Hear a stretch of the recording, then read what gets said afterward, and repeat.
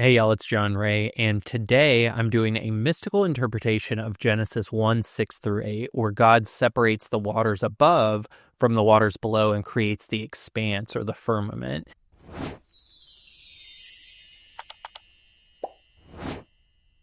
And this isn't just about ancient weather systems. This is about what happens inside you right after your awakening, after you've said, let there be light. And through Neville Goddard's lens, we start to understand that creation begins in imagination. And as Federico Fagan teaches, consciousness doesn't arrive from the body. It gives rise to the body and to everything we see. But even after you assume a new identity, your old emotional patterns still live inside of you. And so this next phase of creation that this verse is about, it's all about separating the old from the new so that your inner world can hold what you're becoming. And the Bible isn't just showing us how to manifest stuff. It's showing us how to build an inner life that's wise enough to carry the weight of all the things we're asking for and beyond, the territory that God has given to us. We have to have wisdom to be able to actually have that and not fumble the bag. So let's break down this passage and go verse by verse to see what the Bible is teaching us and the message that's coded here. In Genesis 1:6, it says, God said, let there be an expanse in the middle of the waters, and let it divide the waters from the waters. Well, waters represent your emotional life, your subconscious world. And in the beginning, all of that is just one big wave. And so, you've probably been there where you wake up after a breakthrough and then immediately feel overwhelmed again. Fear, excitement, doubt, drive, all of it is swirling together. And that's the waters. And the expanse is what you create to separate the old patterns from your new identity. It's your ability to say, yes, I feel scared, but I'm still showing up. Yes, I'm uncertain, but I'm choosing trust anyway. This is the creation of emotional structure, and it's really you building out awareness and aligning yourself with I am to see through the eyes of God, because we don't want to ever be suppressing the fear. We want to acknowledge that it's there and then move forward anyway. We want to be claiming things from a higher level of consciousness and then being aware of all of the emotions and energy that are happening somatically inside of us that need to transmute themselves to become realigned and reorganized with that higher vision. You're creating space so that your higher self can move above it and transmute it. And this is where manifestation really requires a level of maturity. If you don't do this inner organizing, you'll sabotage your own vision when it starts to form. And so forming this space is really about you sitting with your big feelings, building out silence to somatically track, feel the energy and emotions inside of you as sensation without making them mean something, without interpreting them in some way, but rather just recognizing that this is the next logical catalytic event that's required once you've claimed something in a higher state of consciousness. And as you notice those big feelings inside of you, it's almost like when you drink a cup of hot tea or a glass of red wine and you feel that heat move through you. That's what the transmutation of emotional energy feels like. And as that heat moves through you, you remove all of the things that were hindering you from receiving inspired action, from having the Spirit move on your heart.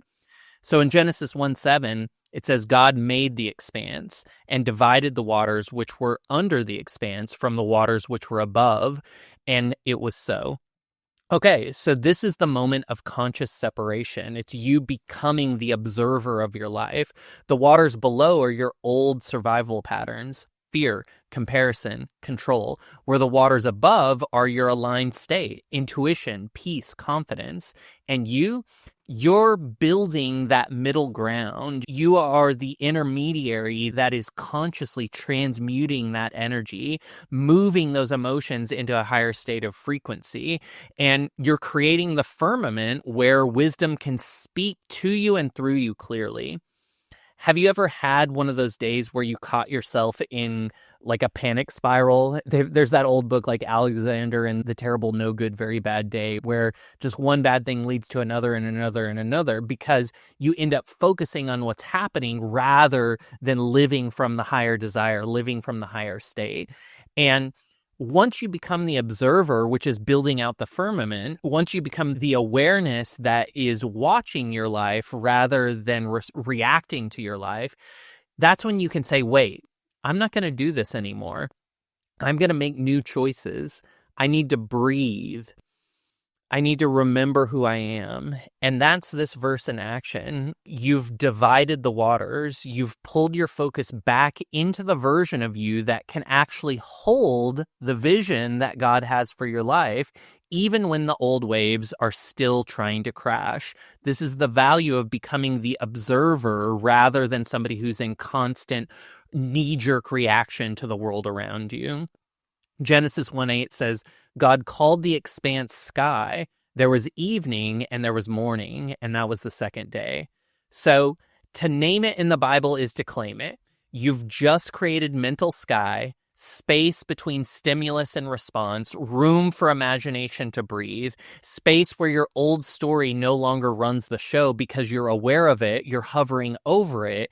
And again, notice how this sequence plays out. Evening came first. That's the stillness. That's the silence. That's the discomfort of having to be aware of all of the emotional energy swirling inside of you. And that's really where the primary work happens. That's where we lay the foundation for these seeds to take root. And the morning is when that clarity begins to form and begins to emerge because we've transmuted all of that emotional energy.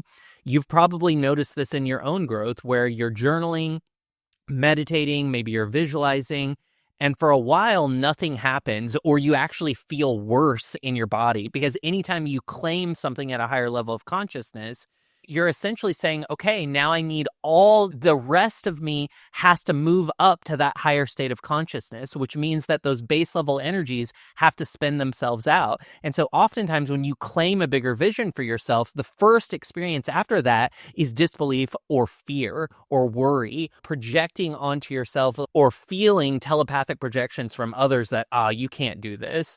But if you will build space for that, that's building the firmament. You'll just notice it happening in your body, become the observer of it, allow that energy to play itself out. You just feel your big feelings until they transmute into something that feels lighter.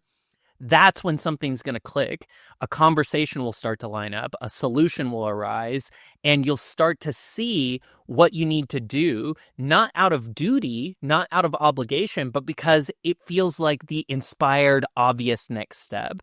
And that's the morning when you can't not do the thing that you're supposed to do. But you had to create the sky first. You had to go into imagination. And once you went into imagination and claimed that larger identity for yourself, you had to create the firmament where you could notice all of the base level energies that needed to transmute themselves. You sit with those, you allow them to become heat in your body. And as they transmute into creative potential, that's where you can really feel the roots of your desire start to plant. So let's anchor this in before we go into the next video with a prayer practice. We'll call it Create the Sky Within. And before your next breakthrough happens, you need the inner space to be able to catch it, to be able to sense the inspired action. And here's how you create that space. Close your eyes, take a deep breath, and visualize your inner world as this water. It's swirling, chaotic, emotional. And as these waters are swirling, see a glowing line appear horizontally that divides it, almost like the sun over the horizon of the ocean. And everything below that horizon line, that light that's shining through, Those are your old patterns: worry, urgency, self-doubt. And so you just want to notice how those are playing themselves out, and you want to feel into your body how those feel in your body. But you're observing it, you're hovering over the waters now. And then everything above the waters, this is almost like droplets popping out of the ocean to be that rainbow that we foreshadow later on in the story of Noah. So above is peace and vision and flow. And so you're learning to separate these things. You're learning to recognize that anything that's happening below is just energy that needs to be transmuted above. And so now from this space, speak out loud. I create space within me. I rise above reaction. I dwell in the sky. And breathe into that space. And feel the difference there. This is where your future lives.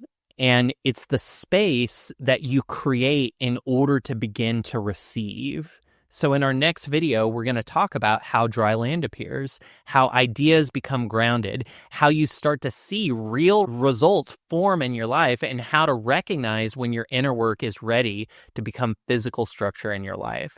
To get an email when the next video is released or to request a Bible verse interpretation, head to BibleMystic.com. And if you've ever felt like your emotions were pulling you under, please like, comment, and subscribe. We need to band together in community and know that we're not alone here. Share in the comments, where in your life are you ready to create inner space for something higher? This is about feeling your big feelings and transmuting them to be in alignment with the higher vision. We'll get into that in some of the next videos. Thanks for being here. We'll see you in the next one. Bye, y'all.